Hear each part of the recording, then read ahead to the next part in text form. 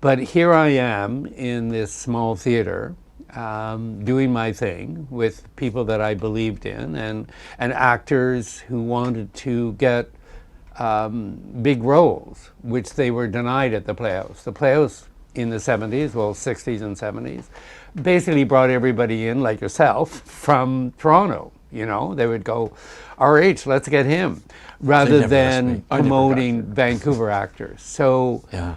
I had no budget to bring anybody in, and I wasn't interested in it. And I think I was sort of convinced that the company should reflect the Vancouver theater community, which was only then starting to attract people that came to Vancouver, like the Wright sisters, and I felt Are you saying without a civic theater structure, without a board, without a general manager, without a set of expectations of what a civic theater should be and whatever, that it was your playpen? So you had a board, but you had a playpen which Bill could, I don't wish to be derogative with the word play, but actually was freer and more nimble to create, to move, to change. Jacques Brel runs for months. You had freedoms that they wouldn't, that Glynis wouldn't have had. Am I fishing in the wrong pond here? No, I think there's certainly something to justify it in the first maybe 20 years of the company. I mean, eventually, when we got the Stanley Theatre and we're a much larger organization, then we hired a general manager, and my job, sort of divided, and I became solely the artistic director. But for the first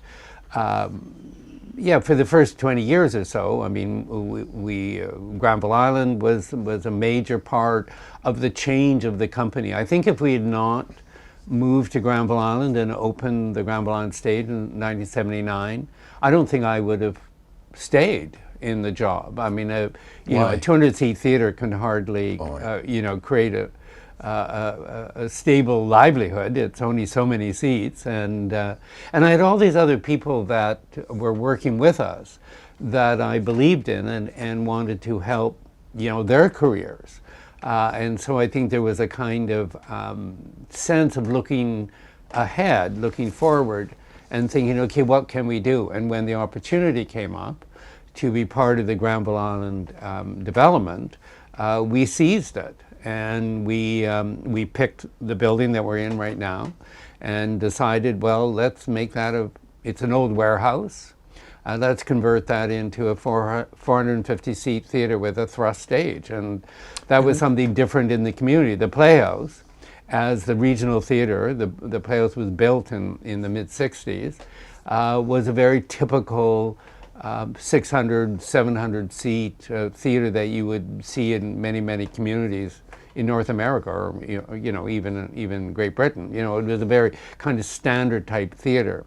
Whereas suddenly there we were in this warehouse in a kind of very Vancouver-like, I think, environment in Granville Island. There's a very people come to Granville Island to think they're experiencing something of what Vancouver is like, the laid-back type. Were you making it up as you went along, or did you look at other theaters, whether it's in Chicago or London or Halifax, that were also kind of in smaller playpens creating? Did you have models that you were looking at, or was just Bill's? I don't think I had models until I got to Granville Island. The one model I had is I wanted to have a cabaret. I wanted to have a small theater, tables and chairs, not the cabaret you think of when you hear the word cabaret, but a place where I could do intimate reviews like Jacques Brel. That was definitely something that I had looked around. I looked at the Dell in Toronto, and so copied something like that to create that theater, which opened next door to the Granville Island stage in 1983. But apart from that, no, I probably didn't have a specific model because there weren't that many 450-seat theaters. Look at Toronto. I think it still doesn't have a theater of that size. So there wasn't a specific model that way. But once we had the two theaters, then I started looking at other organizations like you're mentioning that were running two theaters, and how did their programming, you know, how did the programming come together?